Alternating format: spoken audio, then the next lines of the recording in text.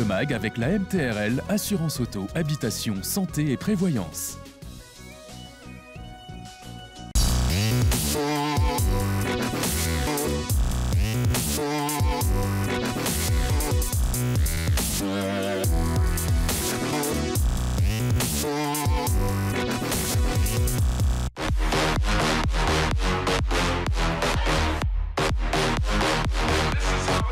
Salut à tous, bienvenue dans Outdoor le Mag, un Outdoor le Mag axé course nature avec notre meilleur représentant régional dans cette discipline. J'ai nommé Manu Messa, avec lui on évoquera son palmarès bien sûr, mais également quelques conseils à vous qui débutez peut-être la course à pied. On aura des images de la Saint-Élion et puis des images du Lyon Urban Trail, le doyen des trails urbains, puisque vous serez près de 10 000 participants à parcourir les rues de Lyon le 1er avril. On aura également des images de la STL, mais on commence tout de suite avec une très belle Saint-Élion 2017, gagnée par qui? Devinez, Manu Messa bien sûr.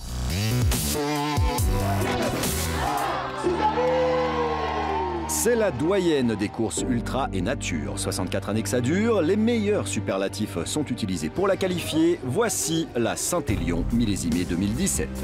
Un drôle de cocktail à déguster en nocturne pour trailers passionnés. Cette année, un brin de température glaciale, un zeste de neige, beaucoup de courage, une once de détermination et un soupçon de folie. Secoué au shaker et pas à la cuillère, servez frappé.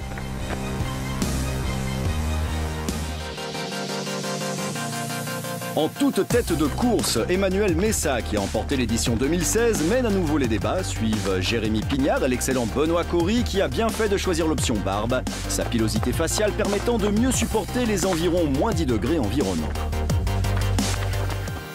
Sainte-Catherine, c'est toujours le ravitaillement de référence. Emmanuel Messa reste en tête, il connaît bien le terrain, étant le local de l'étape, entre guillemets. Un ravito express pour le leader de la Saint-Élion 2017, Jérémy Pignard est second, Benoît Cory troisième. C'est le trio de tête depuis les faubourgs de Saint-Étienne. Le dernier obstacle casse-pattes, c'est la montée, aux côtés des aqueducs de Bonan. Arrive enfin en vue la halte Nigarnier de Lyon, la délivrance est proche. Le dénouement final de la Saint-Élion 2017, c'est maintenant, après 2016, doublé pour Emmanuel Messa qui s'impose. Accrocher la Saint-Élion à son palmarès une fois est déjà un exploit, 2 fois consécutives est un must. Une Saint-Élion 2017 gagnée par Manu Messa, qui est notre invité. Bonjour Manu. Bonjour Eric. Manu, une Saint-Élion, c'était pas ta première. Je vais revenir sur ta première victoire sur la Saint-Élion. Je suppose que c'est un moment particulier qu'une première victoire sur une Saint-É. Oui, un moment particulier parce que j'y courais après depuis pas mal d'années, plusieurs échecs. Bon, il y avait un peu d'appréhension, je savais que je pouvais le faire, j'en étais capable, mais voilà, il fallait le faire une fois et voilà, je sais qu'il n'y avait pas grand monde qui misait peut-être sur moi, mais j'ai fait un peu la surprise.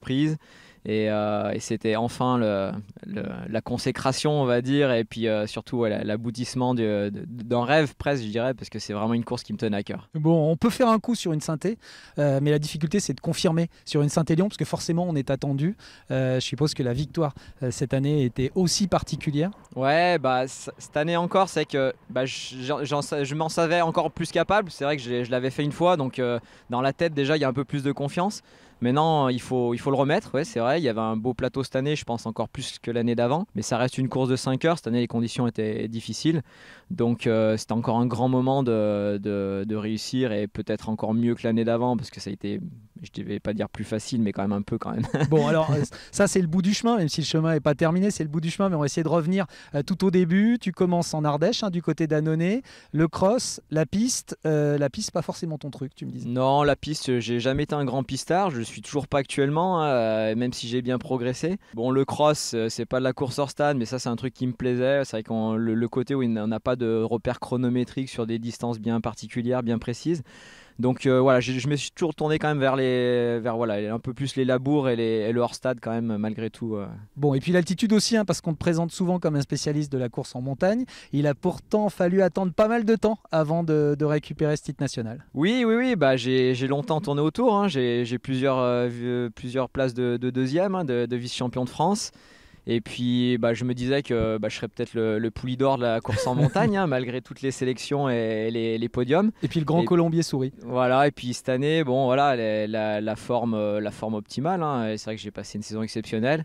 c'était un peu maintenant ou jamais, j'ai envie de dire. À 37 ans, les journées, les années sont comptées. Donc c'était un pur plaisir, bien entendu, d'arriver à décrocher ce titre au moins une fois. Bon, alors ce qui est sympa avec Manu Messin, c'est qu'on peut aborder toutes les disciplines de la course à pied, parce que tu fais aussi du kilomètre vertical.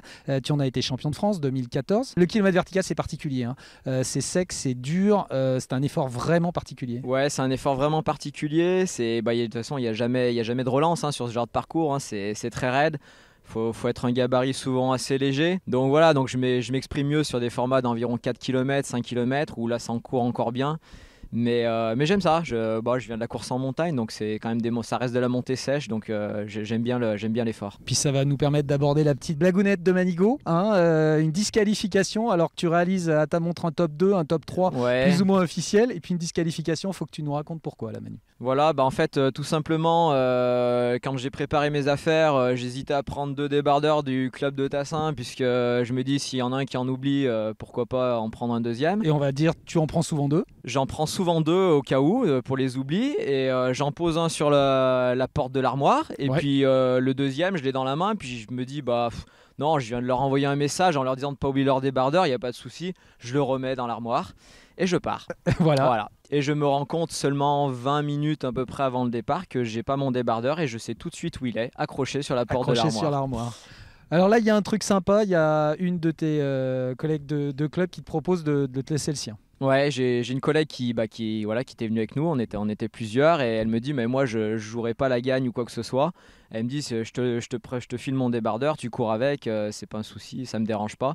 Et bon là, donc je refuse, je lui dis, j'assume mon erreur jusqu'au bout, donc je refuse son débardeur, et je dis, si je suis disqualifié, je suis disqualifié. Et c'est ce qui arrivera quelques temps après l'arrivée, hein, d'accord. Même les grands champions commettent parfois quelques erreurs. Ouais, c'était vraiment la première fois en plus que j'oubliais mon débardeur, hein. En 20 ans de course à pied, ça m'était jamais arrivé. Voilà, c'est arrivé sur une course où ça pardonne pas, puisqu'on part en ligne, on n'a pas le temps de redescendre à l'arrivée pour redonner le débardeur à quelqu'un d'autre. Donc de toute façon, la sanction, elle a été... Ça fait partie des règles. Immédiate. Ça fait partie des règles, mais tu les as assumées. Et puis l'homme des montagnes, s'exporte aussi bien en ville, parce que tu es 2 fois vainqueur du LUT, le Lyon Urban Trail. Un petit mot sur cette expérience du LUT et de courir en ville. C'était quand même un pari osé, hein, que de courir en ville.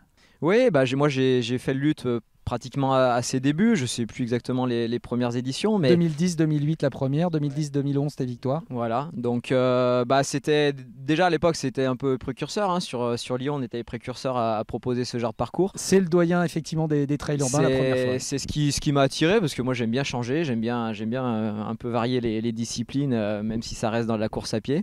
Donc voilà, et puis c'est vrai que la ville de Lyon, j'ai toujours dit, elle s'y prête particulièrement bien, hein. Il y a quand même une ville qui est qui est pas forcément toute plate. Il y a beaucoup d'escaliers, des petites rues sympas, hein, les Traboules de Lyon, donc qui amènent à un parcours qui est quand même vraiment ludique et où on n'a pas le temps de s'ennuyer. Bien, le 1er avril prochain, vous serez près de 10 000 dans les rues de Lyon à l'occasion du Lyon Urban Trail. Vous aurez une pensée pour Manu Messa qui l'a gagné bien sûr par le passé. Ce sera à vous de faire donc ce 1er avril prochain. On vous propose de découvrir les images du Lyon Urban Trail.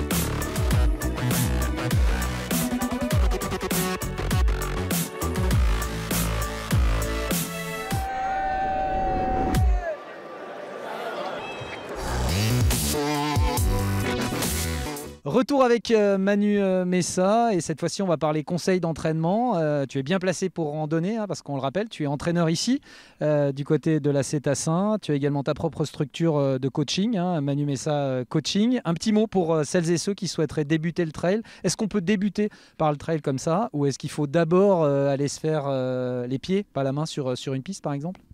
Bah, je vais dire que je reste quand même un peu puriste dans l'âme, donc je pense qu'une base athlétique est quand même importante. Les bases de l'athlétisme, apprendre à courir, tout ce qui est renforcement musculaire, donc voilà, je pense que c'est vraiment indispensable. Après, bien sûr, on peut commencer par le trail. L'idéal est quand même de se faire encadrer par des personnes compétentes, de se rapprocher, on va dire, au moins d'un club et d'avoir des bons conseils parce qu'on peut vite faire des bêtises pas mal. Et puis même voilà, des conseils de chaque course sur l'alimentation, sur la gestion de course, sur voilà, tout ce qui est technique, matériel. Donc voilà, il y a plein de choses qu'on peut apprendre et c'est vrai que quand on débute, on est un peu perdu au milieu de tout ce qu'on peut voir dans les bouquins ou dans les magasins. Dans les boutiques, effectivement. Les grosses bêtises à éviter, Manu, si tu avais quelques grosses bêtises qu'il faut absolument éviter si on débute la course à pied. Oh, bah, le traditionnel repas hyper light de la veille où on se met 3 assiettes de pâtes par exemple, des choses comme ça, c'est un peu tard. Voilà, il faut que les gens sachent que c'est plus 3, 4, 5 jours avant que les réserves se font. Après, bah, ça peut être des conseils sur le matos, hein. Des fois les gens partent avec des matos complètement inappropriés, c'est-à-dire des paires de chaussures des fois beaucoup trop light par rapport à ce qu'ils vont courir. Attention comme aux course. chaussures.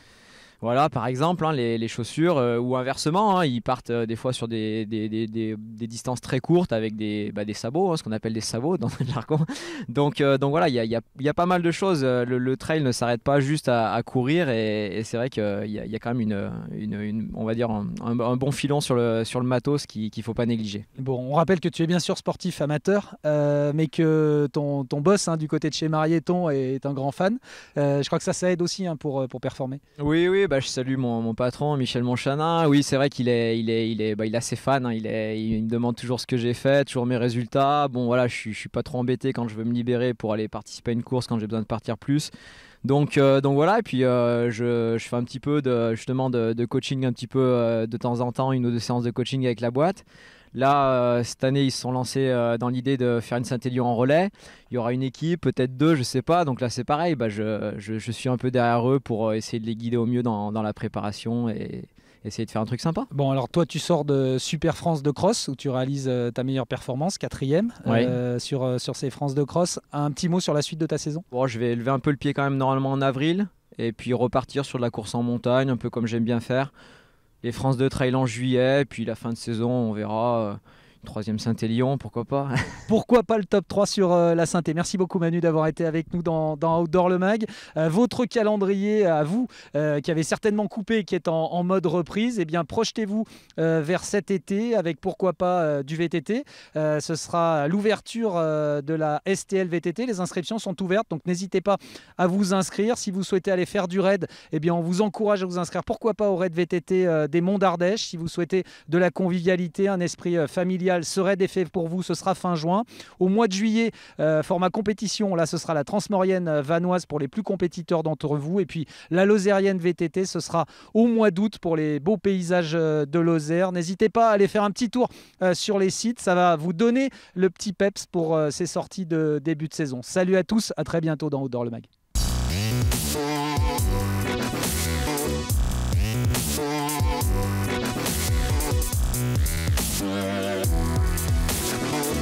Le MAG avec la MTRL, Assurance Auto, Habitation, Santé et Prévoyance. Bonjour à tous et bienvenue.